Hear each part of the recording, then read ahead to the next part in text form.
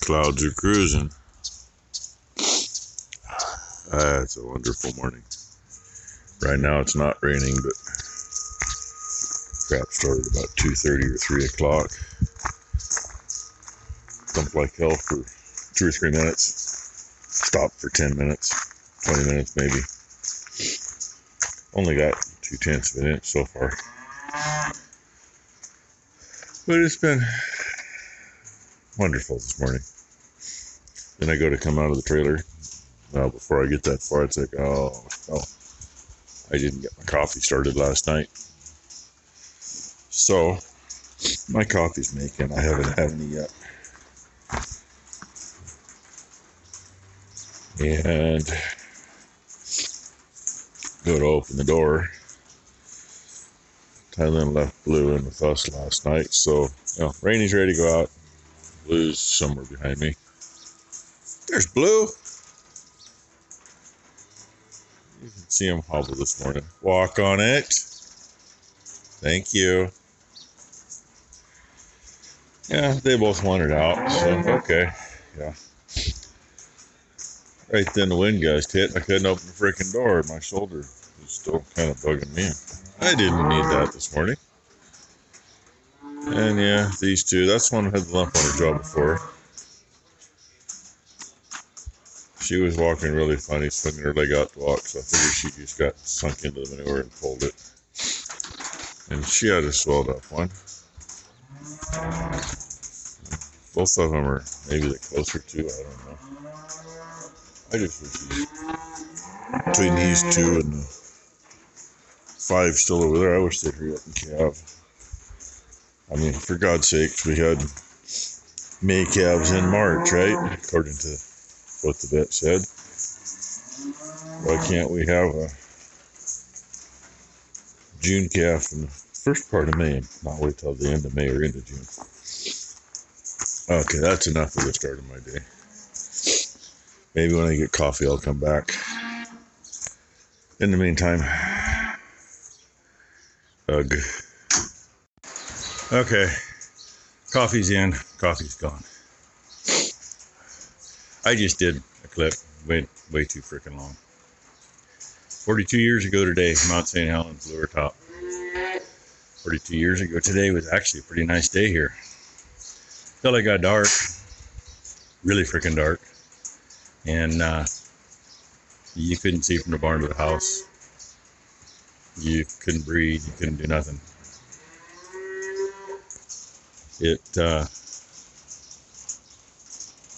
In the course of about probably 10 or 12 hours, we had 3 to 4 inches of ash on everything here. About 6 miles north of us, they had 6 to 8 inches. Other places had even more. Cute little stories to stuff. It was an interesting year, to say the least. We dusted 2 engines. Literally wore a combine completely out. Wore a small baler completely out.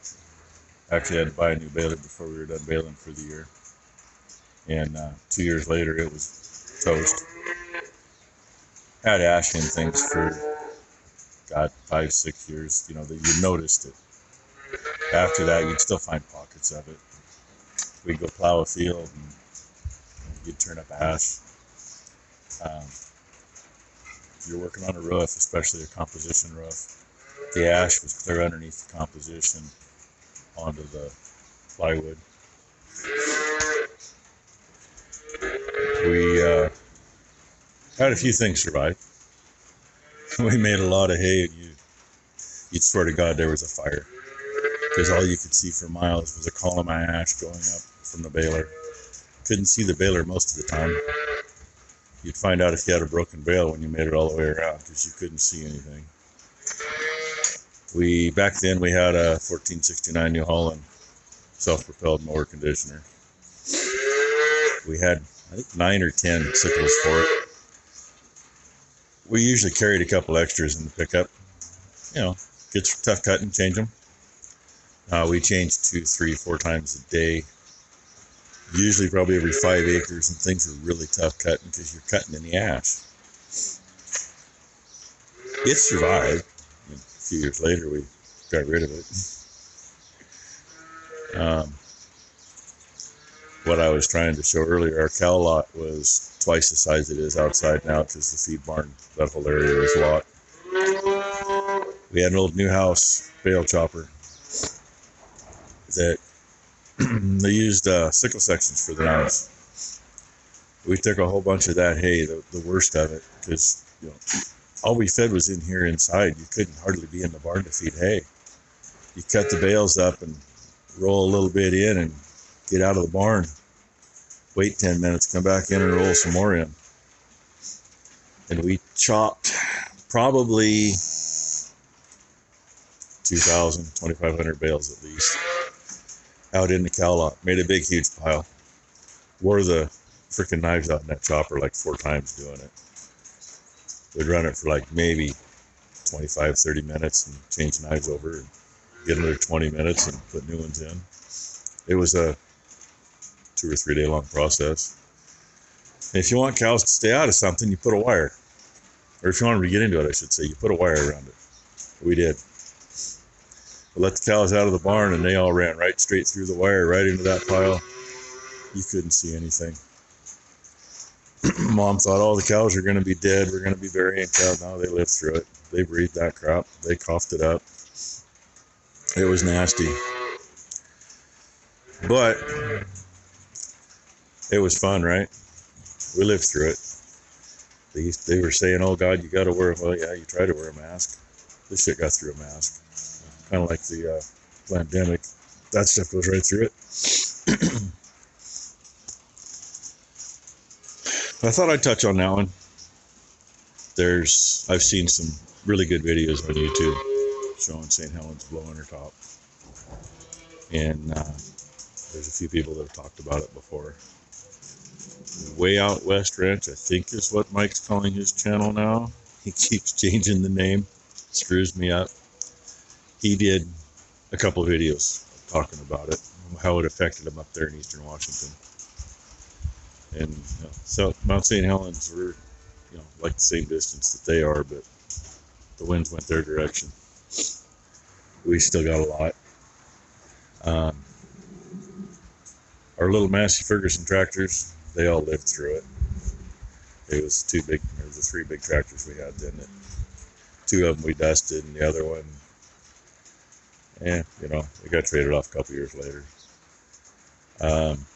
Our 2294 Case IH we have, and that was purchased new. Portland Meadows Racetrack had that for working the horse track. They had a lot of sand on that track, and guess where they got the sand? It came out of the Columbia River. At the same place that Portland dumped all of the ash that was on the streets into the river. When we got that, it was a mess from being in that. The AC blower fan was packed full of it. And when we bought it, we said, you got to make sure the AC works before we take it, because it wasn't working. So they did. I was in there helping the guy work on it. He says, okay, it should work now. Hit the switch. I hit the fan switch, and there's this zing bang. It busted the hell out of the cages because they were literally set in concrete. We had the back cover off the cab, so it was kind of in the open. There were pieces of those squirrel cages bouncing off the wall on the other side of their shop, and guys were working and go, what the hell? They were getting rained on.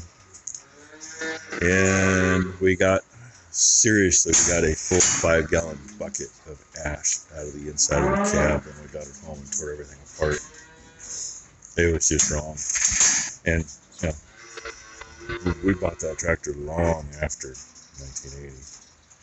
It's an 85 model, and we got it in 90, probably about 97, 98, maybe 2000, somewhere in there. So, and we still find some ash and stuff once in a while that's been around. Not very often, though. Anyway, I thought I'd tell you that, and at least this clip is like 5 minutes shorter than the last one I tried. So, and you get to see me. See Red walking away over there? He just heard me say his name. This is so cute. So, finally after lunch it quit raining. Still only about a 1/4 inch of rain. Looks like it could do anything any second, but where them pregnant cows are, that needed to get cleaned out. It needed it a week ago. So I got started on that. Red realized that the gate was open, that I was down here, so he came down here and stood in the gate. Make sure nobody got out. What he didn't realize is they can't get out of the feed barn. But that's okay. I was going to try to get a video of him, then he moved. He was out here inspecting the cow lot. Speaking of inspecting the cow lot, Rainy's sneaking up behind me. And I just got my first scoop shoved in here. Probably about, 10 or 15 more. Probably more like 12 or 15 more. She's going to see if she can find some good stuff in here. Yeah. Oh yeah, and that bale we fed yesterday, there's not much left of it. I mean, there's probably 6-8 inches of hay on the ground where they're laying. They still got something to pick through, but we're going to have to give them another bale tomorrow. And there's more water in the bottom from that little bit of rain. Oh well, I get back to my shitty job. All cleaned out, closed up. I'd say I got done just in time. Those two, let's see, yearlings? One's a yearling anyway. The other one might be a 2-year-old, I can't tell. Anyway, they literally, as I was just finishing cleaning the skid steer up, they just walked in to get a drink of water. I see a couple more in the feed barn eating some of that straw. And, oh come on, don't focus on the cage, focus on the bull. Dino looks like he's got a girlfriend out there.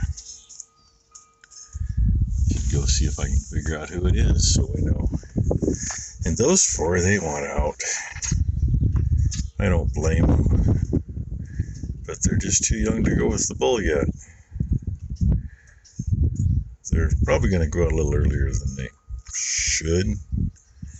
I mean, to be registered, they're not supposed to calve before 22 months, but you know, maybe if they get bred right off the bat with when I figure we'll let them out, they might be 19 or 20 months. Realistically, anything after 18 months, they do all right. Usually if they do worth a damn with the first one and they stick around, they do good for a long time and stick around until they die. You know, it's just too bad we got so many young ones, and it's going to be the same thing this year. You know, 7 of them that haven't calved yet. Pain in the ass. There's the end of the day shot. Sunny, clouds. Really warmed up about 4 o'clock. All of a sudden it probably warmed up 10 degrees. Starting to cool off a little now already. And they say no rain tomorrow, so we'll see what happens.